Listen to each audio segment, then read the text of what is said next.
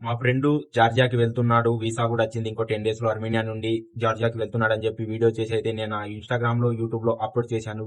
మా ఫ్రెండ్ జార్జియాకి వెళ్ళాడా లేదా అని చెప్పి కామెంట్లలో చాలా మంది అడుగుతున్నారు. మా ఫ్రెండ్ జార్జియాకి వెళ్ళాడా లేదా ఈ వీడియోలో మీకు క్లారిటీ ఇస్తాను.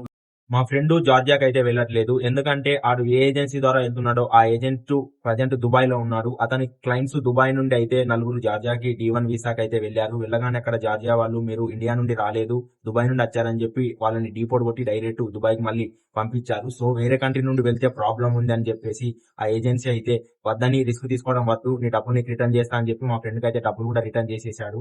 మా ఫ్రెండ్ వీసాకి పే చేసింది 10,000 మాత్రమే. మిగతా 20,000 పే చేస్తే జార్జియాకి వెళ్లేవాడు. టోటల్ గా అయితే 2,30,000 అడిగాడు. సో మీది 30,000 పే చేసిన తర్వాత జార్జియాకి వెళ్ళిన తర్వాత జాబ్ చేసుకుంటూ శాలరీ డిటెక్షన్ అంటే ఓకే అన్నాడు ఆ ఏజెన్సీ కూడా. సో మా ఫ్రెండ్ అయితే జార్జియాకి వెళ్ళలేదు. ఆ ఏజెన్సీ కూడా రిస్క్ తీసుకోవడం వద్దన్నాడు. ఆ ఏజెన్సీ కూడా ఏదైనా కంట్రీస్ కి వర్క్స్ కానీ ఏమైనా ఉంటే చెప్తా అన్నాడు. ఆ ఏజెన్సీ దగ్గర మాకు ఎక్కువ నచ్చింది శాలరీ డిటెక్షన్ ఆప్షన్.